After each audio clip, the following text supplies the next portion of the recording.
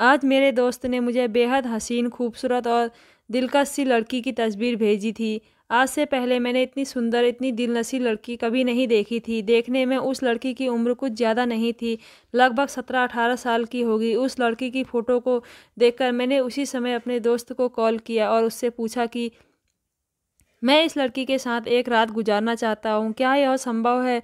तो वह कहने लगा, तू तू तो देख ही रहा है इस लड़की की कितनी हसीन है, यह एक रात के कम से कम 1500 लेगी, इससे कम में तो वह मानने से रही। मैंने कहा, इतनी खूबसूरत लड़की 1500 तो छोड़, मैं 5000 देने को तैयार हूँ, बस तू मेरी मीटिंग कर दे। मेरा दोस्त कहने लगा, ठीक है भाई, तू बस तैयार हो जा, मैं कुछ देर में सब कुछ सेट करके तुझे बताता हूँ। अपने दोस्त का फ़ोन रखने के बाद मैं तैयार हो गया। मैं इस लड़की के किसी तरह मिलना चाहता था, इसके बारे में बहुत कुछ जानना चाहता था। अब मैं अपने दोस्त की कॉल का इंतज़ार कर रहा था। मैं पेशे से एक रिपोर्टर हूँ और नई नई खबर ढूंढकर निकालना मेरा काम है। मैं इस लड़की से मिलकर यह जानना चाहता था कि आखिर यह लड़की इस धंधे में कैसे आई, और वह भी इतनी कम उम्र में। मेरा दोस्त अक्सर मुझे ऐसी लड़कियों की तस्वीर देता था जो सड़क किनारे खड़े होकर इस तरीके के काम किया करती थी। मैं तो बस यही जानने में बहुत उत्सुक था कि आखिर इस लड़की की कहानी क्या है। मुझे यकीन था कि कहानी बहुत ही धमाकेदार होगी। अगर मुझे यह कहानी मिल जाए तो मेरे चैनल की रेटिंग बहुत तेज़ी से ऊपर बढ़ जाएगी और साथ ही साथ मुझे प्रमोशन भी मिल जाएगा। थोड़ा इंतज़ार करने के बाद मेरे दोस्त ने मुझे फ़ोन किया और कहा कि मैंने मैंने तेरा उस लड़की के साथ 12 से 2 बजे का टाइम सेट कर दिया है, और साथ ही साथ उसने मुझे यह भी बताया कि मुझे उससे कहाँ और कैसे मिलना है। उसकी बताई हुई जगह पर मैं समय से पहले ही पहुंच गया। वह बेहद छोटा-सा एक गांव था जहां बहुत ही छोटे-छोटे घर बने हुए थे। मेरे दोस्त के बताए गए पते पर पहुंचकर मैंने दरवाज़ा बजाया और अंदर से उस लड़की ने दरवाज़ा खोला। मुझे देखकर मुस्कुराई और मुझे अंदर आने के लिए कहा। उसके पास से गुजरते हुए उसमें से बेहद अच्छी खुशबू आ रही थी। मैं उसके कमरे में जाकर बैठ गया। मुझे थोड़ा अजीब तो लग रहा था, पर कुछ ही देर में वह लड़की खुद मेरे बराबर में आकर बैठ गई। वो तो फ़ोटो से भी ज़्यादा खूबसूरत थी। मैंने उस लड़की से कहा कि तुम एक काम करो, तुम सामने वाले सोफ़े पर बैठो। वह मुझे बेहद हैरानी से देखने लगी और सामने वाले सोफ़े पर बैठ गई। जब मैंने उसका नाम पूछा तो वह ज़ोर-ज़ोर से हँसने लगी। जब उससे उसके हँसने की वजह पूछी तो वह कहने लगी कि नाम में क्या है, नाम तो कुछ भी हो सकता है। आप यहाँ जिस काम के लिए आए हैं उस काम के लिए मैं तैयार हूँ। और धीरे-धीरे अपने कपड़े उतारने लगी और कहने लगी, अभी के 2 घंटे आपके हैं, आप जो चाहें जैसा चाहें मेरे साथ कर सकते हैं। मैंने उसे वहीं रोक दिया। वह मुझे अपना कोई रोज़ का ग्राहक मान रही थी। रोज़ उसके पास कितने ही लोग आते हैं। मैंने उसे हँसते हुए बताया कि मैं यहाँ तुम्हारे साथ किसी भी तरीके का कोई गलत काम करने के लिए नहीं आया हूँ। तुम तो मुझे बेहद खूबसूरत लगी, तो मैं बस तुमसे एक बार मिलना चाहता था, इसलिए आया हूँ। क्या तुम मुझे अपने बारे में बताओगी? मैंने जानबूझकर रिपोर्टर वाली बात उससे छुपा ली थी ताकि वह बिना डरे और बहुत ही आराम से मुझसे बात कर पाए। मेरी बातों को सुनकर पहले तो वह बहुत ही हैरान हुई और फिर कहने लगी कि साहब, इतने समय में मैं इस धंधे में हूँ, आज तक मुझे एक भी आदमी ऐसा नहीं मिला जो मेरे पास आया हो और उसने मेरे साथ कुछ ना किया हो, जो मुझसे सिर्फ बात करने आया हो। तो आप मेरे बारे में जानना चाहते हैं तो मैं आपको अपने बारे में क्या बताऊँ। इतना समय हो चुका है इस धंधे में कि मुझे कुछ याद ही नहीं कि मैं कौन हूँ और कहाँ से आई थी। उसकी आंखों में बोलते हुए आंसू भर आए थे और उसके शब्दों में बहुत दर्द था। धीरे-धीरे उसने मुझे अपने बारे में बताना शुरू किया। कहने लगी कि मेरा नाम सुनैना है। मेरी माँ मुझे बेहद प्यार करती थी, लेकिन शायद मेरा इस दुनिया में पैदा होना ही मेरा बदनसीब था। मेरे पापा तो मुझे और मेरी माँ को समाज के भरोसे छोड़कर चले गए थे। उस समय सिर्फ 3 साल की थी जब मेरे पापा को एक बेटे की चाहत थी। जब मैं हुई उसके बाद से मेरी माँ दोबारा कभी प्रेग्नेंट नहीं हो पाई। ना जाने उन्हें क्या परेशानी हो गई थी। एक बेटे के इंतज़ार में मेरे पापा ने मेरी माँ के साथ 5 से 6 साल गुजारे थे।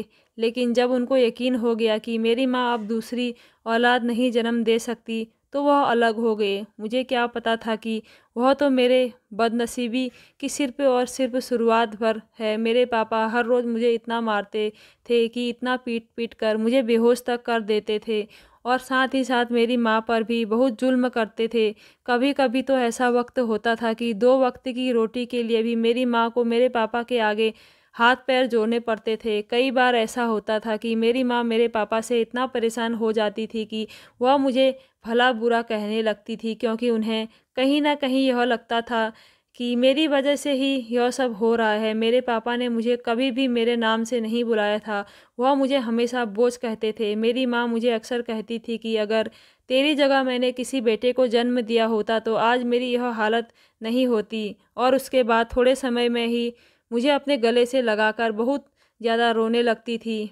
मैं अपनी माँ की स्थिति समझ सकती थी। मैं जानती हूँ वह मुझसे बहुत प्यार करती थी, लेकिन मेरे पापा की वजह से मजबूर थी। एक दिन ऐसा भी आया जब मेरे पापा हम दोनों को छोड़कर हमेशा के लिए चले गए। वह कहने लगे कि अब मैं तुम दोनों को पाल नहीं सकता, क्योंकि मेरी ज़िंदगी में अब एक ऐसी औरत है जो मुझे बेटे का सुख दे सकती है। तेरी माँ की तरह बाँझ नहीं है। वह दिन मुझे बहुत अच्छे से याद है। उस दिन मेरी माँ बहुत रोई थी। वह इन सब के पीछे मुझे ही ज़िम्मेदार मान रही थी। अब मैं और मेरी माँ इस दुनिया में अकेले रह गए थे। मेरे नाना-नानी तो बहुत पहले ही स्वर्ग सिधार चुके थे और मेरी माँ को अपने भाइयों से किसी तरीके की कोई उम्मीद नहीं थी। उन्हें अक्सर यही लगता था कि इन सब की ज़िम्मेदार सिर्फ़ मैं ही हूँ। मैं अपनी माँ की नज़रों में अपने लिए नफ़रत महसूस की थी। उस समय मेरी माँ की उम्र करीब 32 साल की होगी। उस समय वह जवान थी। जब से पापा गए थे तब से 2 वक़्त की रोटी भी हमारे लिए बहुत मुश्किल हो गई थी, लेकिन मैं उनकी बेटी थी, वह मुझे कैसे छोड़ देती। मेरा पेट पालने के लिए उन्होंने लोगों के घरों में काम करना शुरू किया। हर रोज़ ना जाने कितने ही मर्दों की हवस भरी नज़रों का शिकार होती थी। हमारी ज़िंदगी दिन प्रतिदिन बहुत मुश्किल होती जा रही थी। एक ऐसा भी दिन था जब मेरी माँ की मुलाकात मोहन अंकल से हुई थी। वह मेरे मामा के बहुत पुराने दोस्त थे। मेरी माँ को इस तरीके से लोगों के घरों में काम करता हुआ देख उन्हें बहुत दुख हुआ था, क्योंकि मोहन अंकल जानते थे कि मेरे मामा तो एक बहुत ही अच्छे परिवार से हैं और मेरी माँ की यह हालत उनसे देखी नहीं जा रही थी। उनमें हम क्या कर सकते थे कि 2 वक्त की रोटी के लिए हमें लोगों के घरों में काम करना पड़ता था। अंकल मेरी माँ की हर संभव मदद करना चाहते थे, इसलिए उन्होंने मेरी माँ को शादी करने को कहा। मोहन अंकल एक अच्छे परिवार से थे जिनका अपना घर था। मोहन अंकल की शादी अभी तक नहीं हुई थी। मेरी माँ की मजबूरियों को देखते हुए उन्होंने मेरी माँ को शादी का प्रस्ताव दिया था। मोहन अंकल ने किसी तरीके की कोई बुराई नहीं थी। मेरी माँ इस शादी के लिए मना कर देती है। मोहन अंकल मुझे भी मेरी माँ के साथ अपनाने के लिए तैयार थे। अब इससे ज़्यादा मेरी माँ को और किसी चीज़ की उम्मीद नहीं थी। परिवार में एक मर्द का होना बेहद ज़रूरी होता है। कुछ दिनों में मोहन अंकल ने मेरी माँ से शादी कर ली और मुझे और मेरी माँ को अपने घर लेकर गए। अपनी शादी के दिन ही मोहन अंकल ने मुझे अपनी गोद में बहुत ही प्यार से उठाया और मुझे कहा कि आज से तुम मेरी बेटी हो। दिन यूं ही बीते जा रहे थे। मोहन अंकल मुझे बहुत प्यार करते थे। शुरू में उनको अंकल कहकर ही बुलाया करती थी, लेकिन एक दिन उन्होंने मुझे बहुत ही प्यार से समझाया कि बेटा मुझे पापा कहा करो, तुम मेरी ही बेटी हो। अपने पापा का वह रूप तो मुझे आज भी याद है। उनके आगे मोहन अंकल को पापा कहना मेरे लिए थोड़ा मुश्किल था, लेकिन उनके प्यार को देखकर धीरे धीरे मुझे भी उनसे बेहद प्यार हो गया और मैं अपने पापा को तो जैसे भूल ही गई। अब से मोहन अंकल ही मेरे पापा थे। मोहन अंकल एक बहुत ही बड़ी कंपनी में काम करते थे। उनके पास पैसों की कोई कमी नहीं थी। उनसे शादी के बाद मेरी माँ ने लोगों के घरों में काम करना छोड़ दिया था। अब मेरी और मेरी माँ की ज़िंदगी बहुत अच्छी गुजर रही थी। किसी तरीके की कोई कमी नहीं थी। हमारी ज़िंदगी में अच्छा खाना पीना रहन सहन सब था। अब तो हर रात मैं दूध पीकर ही सोती थी और हर त्योहार पर और हर समय समय पर पापा मुझे बहुत सारे खिलौने दिलाया करते थे। उन्होंने मेरी फरमाइश में किसी तरीके की कोई कमी नहीं रखी थी। मेरी माँ तो मुझे कई बार यहाँ तक कह देती थी कि मोहन ने तुम्हें तुम्हारे पापा से कहीं ज़्यादा प्यार दिया है, हमेशा उनकी इज्जत करना। पापा मुझे समय समय पर कहीं घुमाने भी ले जाया करते थे। मेरी मर्जी का खाना खिलाना सब कुछ करते थे। वह मेरे लिए तो एक पिता अपनी बेटी के लिए कर सकता है। मोहन अंकल के एक दोस्त थे जिनका नाम सुरेंद्र था। सुरेंद्र अंकल हमारे घर लगभग रोज़ ही आया करते थे। वह मेरी माँ से भी बहुत अच्छे से बातचीत किया करते थे, तो उनके आने पर मोहन अंकल का घर में होना बिल्कुल ज़रूरी नहीं था। कई बार वह उनके पीछे आते और घंटों बैठकर आराम से मेरी माँ से बातें किया करते थे। काफ़ी साल इसी तरीके से गुजर गए थे। अब मेरी उम्र लगभग 14 साल की हो गई थी। मोहन अंकल ने मेरा इतना ध्यान रखा था कि मेरी हेल्थ बहुत अच्छी हो गई थी। 14 साल की उम्र में ही मैं जवान और खूबसूरत दिखने लगी थी। मेरे शरीर में बहुत सारे बदलाव हो चुके थे। अचानक एक बच्ची से एक जवान खूबसूरत लड़की हो गई थी। मेरा कद भी अच्छा खासा ऊंचा था। माँ मुझे अक्सर कहा करती कि मोहन अंकल के सामने या सुरेंद्र अंकल के सामने चुन्नी ओढ़कर ही जाया करो। धीरे धीरे मुझे यह एहसास होने लगा था कि मेरी माँ को मेरी सुरक्षा का एहसास बहुत परेशान करने लगा है। उन्होंने मुझे मोहन अंकल और सुरेंद्र अंकल दोनों के पास जाने से मना कर दिया था। वह मुझे बिल्कुल भी उनके सामने नहीं जाने दिया करती थी। अक्सर मुझे बहाने से मेरे कमरे में ही भेज दिया करती थी। बाहर दोस्त बनाने की इजाज़त तो मुझे कभी थी ही नहीं। माँ के ऐसे व्यवहार से मुझे अकेलापन महसूस होने लगा था। मुझे अपनी माँ पर बहुत गुस्सा भी आता था। हमें मोहन अंकल के साथ रहते हुए लगभग 10 से 12 साल हो चुके थे। इतने साल में मोहन अंकल ने या सुरेंद्र अंकल ने मेरे साथ कभी किसी तरीके की कोई अजीब हरकत नहीं की थी। मैं तो कहूँगी कि मुझे सगे बाप से भी ज़्यादा प्यार दिया था उन्होंने। फिर माँ को यह डर ना जाने क्यों महसूस हो रहा था। एक दिन मुझे मेरी माँ ने कहा कि बेटा तुम जाओ, जाकर बहुत अच्छे से तैयार हो जाओ। मैंने उनसे पूछा कि क्यों माँ, हम कहीं घूमने जा रहे हैं? तो उन्होंने कहा कि हम कहीं नहीं जा रहे हैं, तुम बस कुछ अच्छे से तैयार हो जाओ। और यह रहा दूध, इसको पूरा ख़त्म करना जब तक मैं और मोहन बाज़ार से आते हैं। अच्छे से तैयार होने के बाद मैंने वह दूध ख़त्म किया। दूध ख़त्म होते ही ना जाने मुझे क्यों बेहोशी का एहसास होने लगा था और कुछ ही समय बाद मुझे क्या हुआ, मेरे साथ क्या हुआ, मुझे कुछ अता पता नहीं था। जब होश आया तो मैं अस्पताल में बिस्तर पर थी। जब मेरी आँख खुली तो माँ मेरे बिस्तर के पास खड़ी थी। मैंने माँ से पूछा कि माँ, मैं यहाँ क्या कर रही हूँ, क्या हुआ है?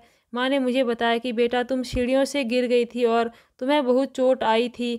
उस दिन जब हमें बाज़ार से आए तो तुम हमें खून से लथपथ नीचे मिली और वह यह सब बोलते हुए बहुत ज़ोर ज़ोर से रोने लगी। मेरी माँ से कहीं ज़्यादा घबराए हुए और परेशान मुझे मोहन अंकल दिखाई दे रहे थे। वह मेरे पास आए और बड़े ही प्यार से मेरे माथे को चूमा और मुझे कहने लगे कि मेरी गुड़िया तुम बिल्कुल भी परेशान मत हो।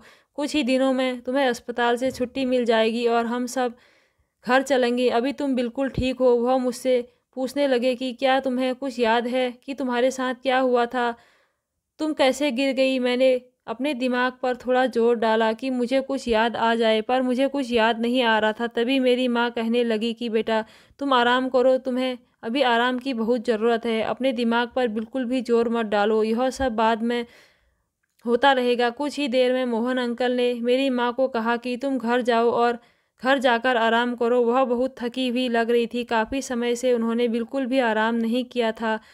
तो माँ घर चली गई। मैं लगभग 10 दिन अस्पताल में रही थी। उन दिनों में मोहन अंकल ने मेरी बहुत देखभाल की। उन्होंने अपने ऑफिस से भी छुट्टी ले ली थी। कुछ दिन बाद मुझे अस्पताल से छुट्टी मिली और मैं घर आ गई।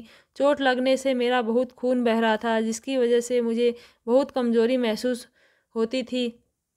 हमेशा एक बेचैनी सी रहती थी, पर मैंने यह बात अपनी माँ को नहीं बताई थी क्योंकि वह पहले ही बहुत परेशान थी। मुझे लेकर घर पर जाने के बाद माँ और मोहन अंकल दोनों ने ही मेरा बहुत ख्याल रखा था। आज मेरी माँ ने मुझे दूध का गिलास देते हुए कहा था कि बेटा कल से स्कूल जाना है, बहुत दिनों की छुट्टी हो गई है, तुम्हारी पढ़ाई भी कितनी पीछे हो गई होगी। जब तुम स्कूल से आओगी तो हम तुम्हारे जन्मदिन मनाएंगे। तुम्हें याद है उस दिन मैंने तुम्हें कहा था कि तुम तैयार रहना, इसलिए कहा था क्योंकि मैं और मोहन तुम्हारे लिए एक अच्छा सा गिफ्ट लेने के लिए गए थे। तुम्हें उस दिन अपना जन्मदिन याद ही नहीं था। वह गिफ्ट अभी तक वैसा के वैसा रखा है। जब तुम स्कूल से आओगी तो हम तुम्हारा जन्मदिन बहुत अच्छे से मनाएंगे। और अब तुम वह गिफ्ट खोलकर देखना। माँ का दिया हुआ दूध पीने के बाद मैं अपने कमरे में चली गई और लाइट बंद करके लेट गई। पता नहीं लेटते हुए मुझे क्या हुआ, मुझे ऐसा महसूस हो रहा था कि मेरी आंखों के सामने सब कुछ बहुत तेज़ी से घूम रहा है। कुछ अजीब सी बेहोशी लग रही थी। हाथ पैर उठ नहीं रहे थे। ज़्यादा समय नहीं हुआ था कि मुझे अपने कमरे में किसी के आने का एहसास हुआ। जब देखा यह तो मोहन अंकल थे, यानी कि मेरे पापा। मैं चुपचाप आंखें बंद करके लेटी रही। मेरे दिमाग में तो यह चल रहा था कि मैं उन्हें अचानक से ज़ोर से चिल्लाकर चौंका दूंगी, लेकिन इससे पहले मैं कुछ करती मेरे साथ कुछ ऐसा हुआ जिसकी मैं कभी उम्मीद भी नहीं कर सकती थी। उन्होंने सबसे पहले मेरा माथा चूमा और मुझसे बात करनी शुरू कर दी। उन्होंने उसके बाद ऐसी बातें बोली कि मैंने जानबूझकर अपनी आंखें खोली नहीं। मैं जानना चाहती थी कि आखिर यह पूरी बात क्या है। मैं चुपचाप आंखें बंद करके यह सब सुन रही थी। उसके बाद उन्होंने धीरे धीरे हाथ और पैर बांध दिए। इससे पहले मैं अपने आप को छुड़वाने की कोशिश करती, वह यह सब कुछ कर चुके थे। अब उन्होंने मेरे साथ वह सब कुछ किया जो उनको मेरे साथ नहीं करना चाहिए था। उन्होंने मेरी इज्जत के साथ खेला था, मुझे धमकाया था कि मैं किसी को कुछ ना बताऊं, नहीं तो मेरे लिए अच्छा नहीं होगा। फिर मैं अब उनकी बातों को सुनकर बहुत डर गई थी। अगली सुबह जब मैं उठी तो मेरी तबीयत बहुत ख़राब लग रही थी। माँ ने कहा कि तुम आज स्कूल मत जाओ, आराम करो, तुम्हारी तबीयत ठीक नहीं लग रही है। और वह मुझे डॉक्टर के पास भी लेकर गई। मैं इतनी ज़्यादा डरी हुई थी कि मैंने अपनी माँ को कुछ भी नहीं कहा। कुछ देर में डॉक्टर आए और उन्होंने मेरा चेकअप किया। उसके बाद उन्होंने माँ को कुछ बताया। माँ के पैरों तले ज़मीन खिसक गई। डॉक्टर ने माँ को कहा कि आपकी बेटी प्रेग्नेंट है। मुझे यकीन ही नहीं हो रहा था कि वह क्या बोल रहे हैं, और ना ही मेरी माँ को। उन्होंने डॉक्टर से कहा कि यह कैसे हो सकता है, यह तो बहुत छोटी है। डॉक्टर ने कहा कि यही सच है। आज मुझे यह बात सुनकर बखूबी समझ में आ गया था कि यह बच्चा किसका होगा। अगर माँ ने मुझे पहले कभी पूछा होता तो मैं उन्हें नहीं बता पाती कि यह क्या हुआ है मेरे साथ। लेकिन कल रात की बात के बाद मैं जानती हूँ कि यह बच्चा किसका है, यह सब किसने किया है। कल रात जब मोहन अंकल मेरे पास आए थे तो उन्होंने मुझे सब कुछ बता दिया कि वह मेरे साथ यह सब कब से करते आ रहे हैं। उस दिन जब मेरा जन्मदिन था, उस दिन उन्होंने मेरे साथ क्या किया था। मैंने अपनी माँ को बिना डरे सब कुछ बता दिया, पर जैसा मुझे उम्मीद थी उनको मेरी बात पर भरोसा नहीं था। मेरी बात को सुनते ही मेरी माँ ने एक ज़ोरदार थप्पड़ मेरे मुंह पर लगा दिया। वह कहने लगी कि हाँ, तुम्हारे पापा ने तो मुझे बहुत पहले ही बात बता दी थी कि तुम्हारी हरकतें कुछ ठीक नहीं लग रही है। इसी वजह से मैं तुम्हें पापा और सुरेंद्र अंकल के आसपास रहने से मना किया था। मैं तो यह चाहती थी कि वह लोग तुम्हारे बारे में कुछ गलत राय ना बनाए, लेकिन मोहन बिल्कुल ठीक थे। तुम ऐसी ही हो, पता नहीं कब से इस गलत रास्ते पर चल रही हो। मेरी माँ तो मुझ पर इल्ज़ाम लगाने लगी थी। उन्होंने गुस्से से मुझे कमरे में बंद कर दिया और जब शाम को मोहन अंकल आए तो उन्होंने मेरी प्रेग्नेंट होने वाली बात बताई और साथ ही साथ यह भी बताया कि मैंने उनका नाम लिया है। वह गुस्से में मेरे कमरे में आए और मुझे पीटने लगे, कहने लगे कि तुम्हें अपनी बेटी की तरह प्यार किया और तुम यह क्या कह रही हो मेरे बारे में। पर आज मैं कहाँ चुप रहने वाली थी, वह मुझे पीटे जा रहे थे और मैंने उन्हें कहा कि कल रात को जब आप अपनी हवस मिटाने के लिए मेरे कमरे में आए थे और आपने मुझसे जो भी बातें की थी वह सब मैंने सुनी थी। आप यही कह रहे थे ना कि उस दिन जब आप मेरे लिए गिफ्ट लेने के गए थे और आप माँ से ऑफिस का बहाना बनाकर घर वापस आ गए थे और जो दूध माँ ने मुझे दिया था उसमें आपने बेहोशी की दवा मिला दी थी और मेरे बेहोश होने पर आपने मेरा फ़ायदा उठाया और आपका झूठ ना पता चले इसलिए आपने मुझे सीढ़ियों से नीचे गिरा दिया। यही कहा था ना। वो मेरी बात सुनकर वह ऐसे रिएक्ट कर रहे थे जैसे यह सब कुछ झूठ है। वह मुझे और ज़्यादा पीट रहे थे और मेरी माँ को कहने लगे कि कैसी बेटी पैदा की है तुमने, इसको मैंने अपनी बेटी से भी ज़्यादा प्यार दिया और यह आज मेरे ऊपर ही इल्ज़ाम लगा रही है। मेरी माँ अभी इस स्थिति में नहीं थी कि वह सच और झूठ का फ़र्क पता कर पाती। उन्हें कुछ समझ में नहीं आ रहा था और कौन सच बोल रहा है और कौन झूठ। मैं समझती हूँ कि वह गलत भी नहीं थी क्योंकि इतने सालों ने मोहन अंकल ने कभी भी ऐसी कोई हरकत नहीं की थी कि मेरी माँ को उनके ऊपर ज़रा भी शक होता। मोहन अंकल ने मेरी माँ से कह दिया था कि अब मैं इस लड़की को अपने घर में नहीं रखूँगा। मेरी माँ ने उनके आगे बहुत हाथ पैर जोड़े थे कि मेरी बेटी को घर से बाहर मत निकालो, मैं उसे समझा दूँगी, लेकिन वह नहीं माने। उन्हें पता था कि हो सकता है कि वह आगे जाकर पकड़े भी जाएं। उन्होंने कहा कि वह मुझे यहाँ नहीं रख सकते और यह कहकर अपने कमरे में चले गए। मेरी माँ ने मेरी प्रेगनेंसी अवॉर्ड करा दी थी और घर में सब ने मुझसे बात करनी बंद कर दी। मेरी माँ को तो लगता था कि उनकी यह शादी भी मेरी वजह से टूट जाएगी। मैं कमरे में पड़ी रहती थी। मौका पाकर मोहन अंकल मेरे पास आते और अपनी हवस मिटा लेते थे। मैं चुपचाप लाश की तरह लेटी रहती थी। क्या बोलती मैं? कौन है मेरी बात को सुनने वाला और उस पर यकीन करने वाला? धीरे धीरे सुरेंद्र अंकल का भी हमारे घर में आना जाना बहुत ज़्यादा बढ़ गया था। उनकी नज़रों में भी मेरे लिए गंदगी दिखाई देने लगी थी। मेरी माँ को तो मुझ पर भरोसा था ही नहीं। इन सब बातों ने मुझे बहुत तकलीफ़ पहुँचती थी। एक दिन मैंने अपनी माँ का घर छोड़ दिया और हॉस्टल में चली गई। वहाँ जाकर मैंने नौकरी ढूंढ ली और नौकरी करना शुरू कर दिया, लेकिन मेरी जवानी मेरी मुसीबत बन गई थी। एक दिन मुझे मेरी हॉस्टल की ही एक दोस्त मिली। उस लड़की ने मुझे इस काम के बारे में बताया। उसने मुझे कहा कि कम समय में बहुत पैसा है। मेरे पास तो खोने के लिए तो वैसे भी कुछ नहीं बचा था। सब कुछ तो मैं पहले ही गंवा चुकी थी और मेरे पास पैसे बिल्कुल नहीं थे। अगर मैं कोई दूसरी नौकरी करती तो भगवान जाने मुझे कब पैसा मिलता और मेरी ज़रूरत कैसे पूरी हो पाती। इसलिए मैंने इसी काम को चुना जहाँ पर लोग पैसे देकर मेरे वक्त को खरीद लेते हैं। कुछ समय के लिए मैं हर घंटे के पैसे लेती हूँ, कभी थोड़ा कम तो कभी ज़्यादा। अपना कुछ समय उन मर्दों को देती हूँ और वह मुझे पैसे दे जाते हैं। कई बार तो मेरे पास ऐसे ऐसे मर्द भी आते हैं जो मुझे इतनी तकलीफ़ पहुंचाते हैं कि मुझे बता भी नहीं सकती, लेकिन वह तकलीफ़ मेरे परिवार की तकलीफ़ से बहुत कम है। मोहन अंकल ने मुझे तकलीफ़ दी है, उसके आगे मुझ पर हर तकलीफ़ कम लगती है। ज़िंदगी में सुख था ही नहीं। यह बात बोलते हुए उसकी आंखों से आंसू बहे जा रहे थे। मैं खामोशी से यह सब बातें सुन रहा था। मैं एक छोटा सा रिकॉर्डर लेके गया था। वहाँ पर उसकी बोली हुई सारी बातें उसमें रिकॉर्ड हो गई थी। उसने पहले से ही इतना धोखा खाया हुआ था कि मुझे हिम्मत नहीं थी कि मैं उसे और कोई धोखा दे पाता। मैंने उसे सारा सच बता दिया कि मैं एक रिपोर्टर हूँ और मैंने तुम्हारी बोली एक एक बात को रिकॉर्ड कर लिया है। मैं बहुत समय से एक अच्छी न्यूज़ तलाश कर रहा था। जब मुझे तुम्हारे बारे में पता चला, इसलिए मैं यहाँ आया था।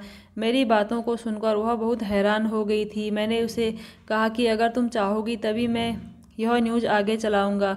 अगर तुम मना करोगी तो मैं इसे अभी यहीं डिलीट कर दूँगा। तुम जो कहोगी वैसा ही होगा। मैं दोनों ही बातों में तुम्हारा सम्मान करूँगा, बिना तुमसे कोई सवाल पूछे। वह रोते हुए मुझसे कहने लगी कि अगर आप इस न्यूज़ को चलाएंगे तो आपको क्या मिलेगा। मैंने उससे कहा कि शायद कोई लड़की इस तरीके के लोगों से बच जाए, शायद उसको कोई मदद हासिल हो, उसमें इतनी हिम्मत आ जाए कि वह इस बारे में बाहर निकल कर बात कर पाए। उसने मुझसे कहा कि आप इस न्यूज़ को चला सकते हो। मैंने वैसा ही किया। धन्यवाद दोस्तों। कैसी लगी आज की स्टोरी? अगर अच्छी लगी तो मेरे चैनल को ज़रूर सब्सक्राइब कीजिएगा।